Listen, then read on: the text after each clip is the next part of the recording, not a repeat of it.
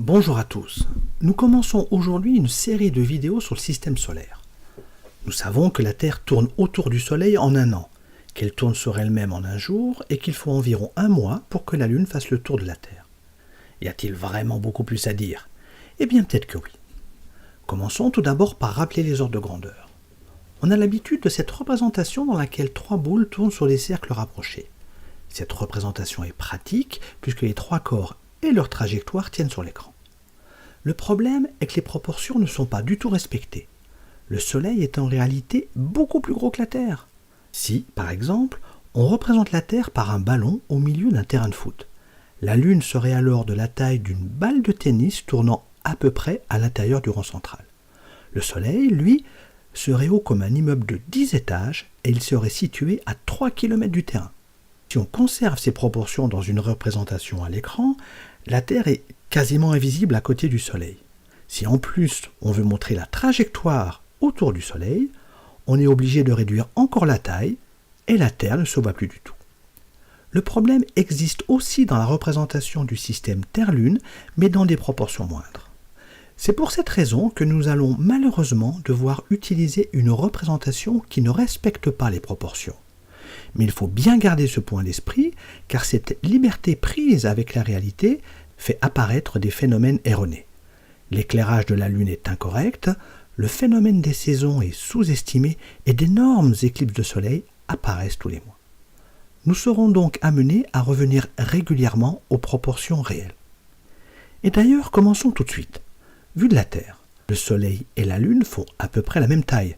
Nous savons bien que la Lune cache parfaitement le Soleil lors d'une éclipse. La taille d'un corps céleste est en fait un angle. Elle se mesure en degrés. Dans notre représentation déformée, le Soleil serait vu sous un angle d'environ 15 degrés, ce qui est absolument énorme. Le Soleil et la Lune sont tous les deux vus sous un angle d'environ 1 demi-degré sur Terre. Dans notre représentation, on peut représenter le Soleil et la Lune avec leur taille angulaire vue de la Terre. Ils semblent alors minuscules, mais on comprend mieux ici pourquoi la Lune ne cache pas le Soleil aussi souvent que l'animation précédente le laissait croire. La Terre est une sphère qui est éclairée par le Soleil. Il y a une moitié éclairée et une moitié dans le noir. À 1 demi-degré près, les rayons de lumière sont parallèles. Le cercle qui sépare les deux demi-sphères est donc très net. Il s'agit bien de deux moitiés égales, contrairement à la représentation erronée dans laquelle le gros Soleil éclaire plus que la moitié de la sphère. Comme la Terre, la Lune a une moitié éclairée et une moitié dans la pénombre, avec un cercle de séparation très net. Attention, car dans notre représentation qui ne respecte pas les échelles, on a l'impression que le cercle de séparation de la Lune n'est pas toujours parallèle à celui de la Terre. Et c'est complètement faux. Le Soleil est tellement loin que ses rayons arrivent sur le système Terre-Lune de manière parfaitement parallèle.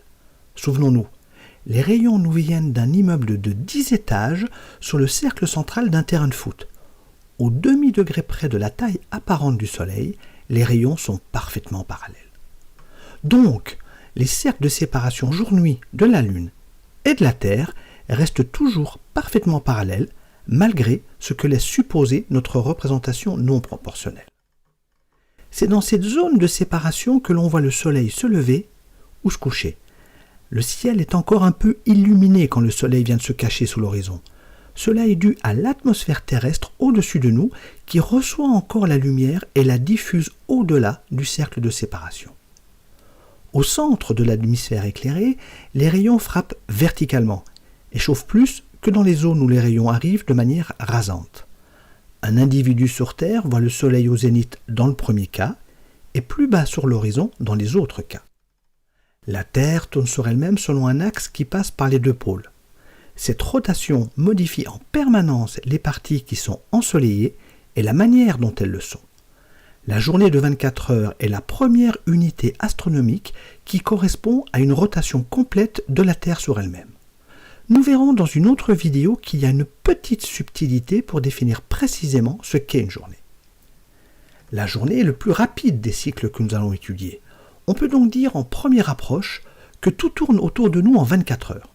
C'est vrai pour le Soleil, la Lune, les planètes, les étoiles. Mais les corps célestes ont aussi leur propre mouvement, et ce mouvement est perceptible pour les corps les plus proches. D'une journée sur l'autre, le Soleil, la Lune, les planètes, les comètes reviennent à leur position de la veille, mais avec un petit changement de position. Les étoiles, en revanche, sont si lointaines qu'elles reprennent exactement leur position de la veille. Le ciel étoilé constitue un repère fixe autour de notre système solaire. Lorsqu'il fait jour, on ne voit plus les étoiles.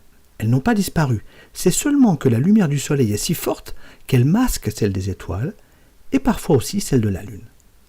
Mais si on ne voit plus les étoiles, elles tournent toujours autour de nous, jour et nuit. Je représenterai parfois les étoiles le jour pour rappeler qu'elles sont bien là.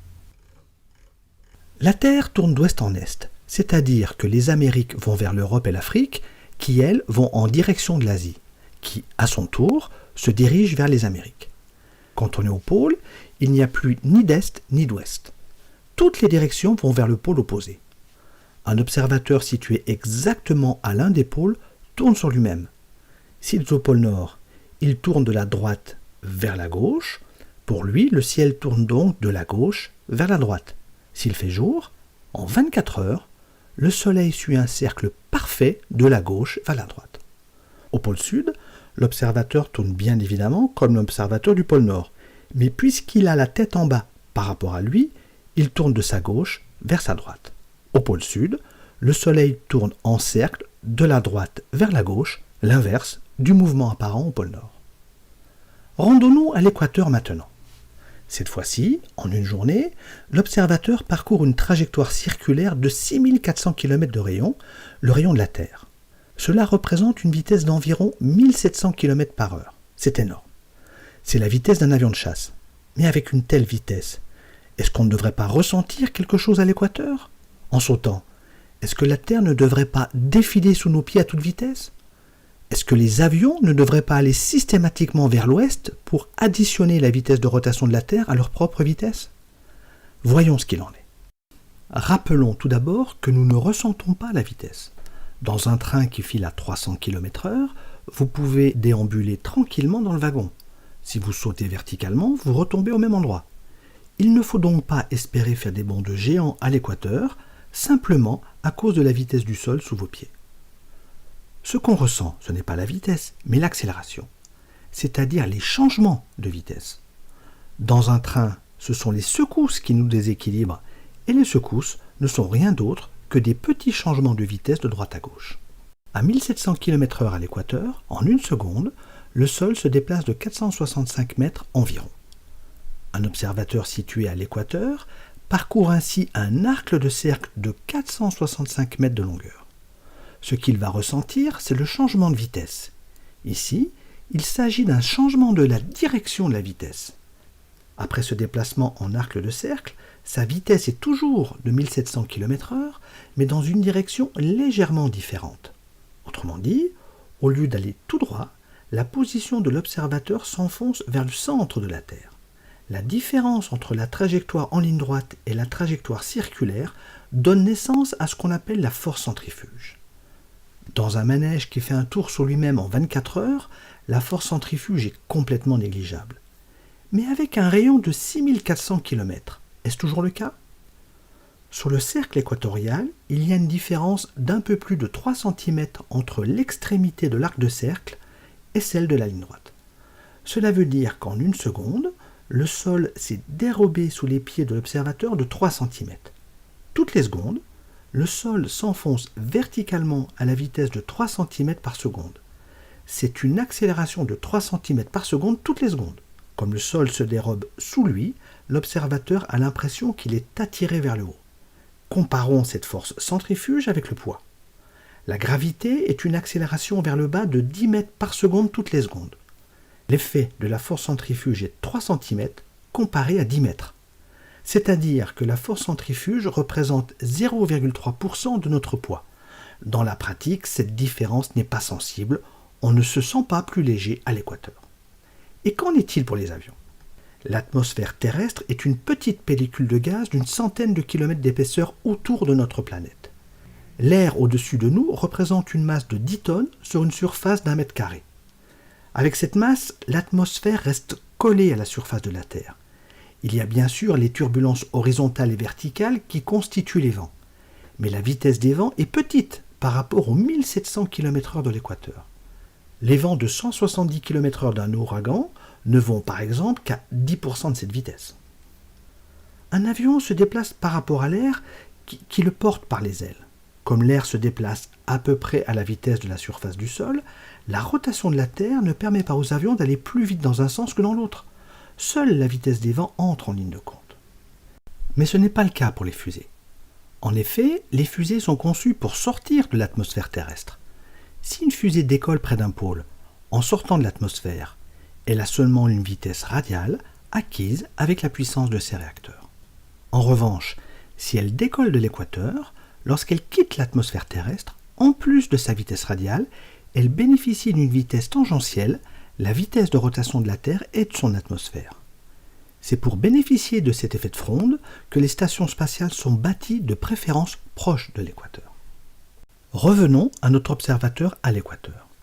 Il est situé sur un rayon perpendiculaire à l'axe de rotation des pôles.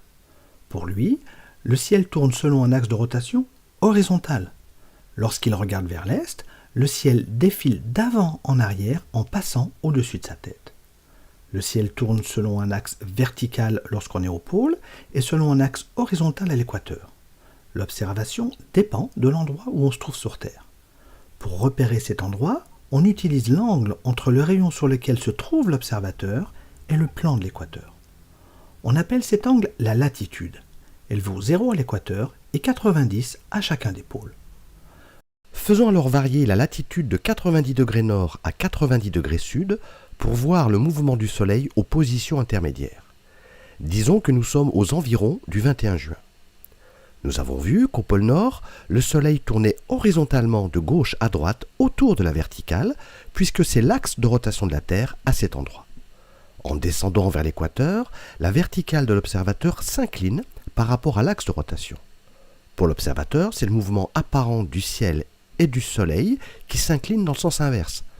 La trajectoire circulaire du Soleil bascule vers l'horizon dans la direction du nord. Représentons seulement la surface de la Terre qui est visible par l'observateur. Il s'agit d'un disque dont la circonférence représente l'horizon. Le cône rouge sur la petite Terre en haut à droite indique la latitude où se trouve l'observateur. Arrive un moment où l'inclinaison est telle que le Soleil passe sous l'horizon. Sur Terre, cela signifie bien entendu qu'il fait nuit. Mais ici, nous allons continuer à représenter le Soleil comme si la Terre était transparente. Nous allons juste l'assombrir un peu pour rappeler qu'on n'est pas censé le voir. Cela nous aidera à mieux comprendre ce qui se passe dans notre voyage vers le pôle sud. Plus l'observateur descend vers le sud, plus l'inclinaison s'accentue. Une part de plus en plus grande de la trajectoire du Soleil est cachée sous l'horizon. À une latitude intermédiaire, la partie visible de la trajectoire du Soleil commence au nord-est et se termine au nord-ouest. Le point culminant est au sud. C'est là que le Soleil est au plus haut et qu'il chauffe le plus. À ces latitudes, on construit de préférence les maisons avec une orientation au sud pour bénéficier du meilleur ensoleillement. La trajectoire apparente du Soleil continue à s'incliner en allant vers le sud. Il arrive un moment où le maximum du Soleil est exactement à la verticale de l'observateur. Le Soleil se lève et se couche légèrement au nord et son point de culmination passe par le zénith, c'est-à-dire à la verticale de l'observateur. Jusqu'à présent, le Soleil culminait au sud. À partir de cette latitude, la trajectoire du Soleil va culminer au nord. Continuons à descendre vers le sud. L'inclinaison de la trajectoire du Soleil continue. La portion visible est de plus en plus petite. Le Soleil se lève encore au nord-est, se couche encore au nord-ouest, mais cette fois-ci, il est à son maximum au nord. En Nouvelle-Zélande ou au Chili par exemple, les maisons exposées au nord bénéficient d'un meilleur ensoleillement. En regardant dans la direction où il culmine, le Soleil tourne de droite à gauche, l'inverse de ce qu'on voit dans l'hémisphère nord. En continuant au sud, il arrive un moment où la trajectoire n'est plus visible du tout. C'est la longue nuit du pôle sud. La trajectoire du Soleil est un cercle horizontal sous l'horizon. Mais on vient de voir que le Soleil tournait au-dessus de l'horizon au pôle nord. D'où vient cette dissymétrie? Cela vient de l'inclinaison de l'axe de rotation de la Terre. Inclinaison. Mais inclinaison par rapport à quoi? Nous le verrons lors de notre prochaine vidéo. À bientôt.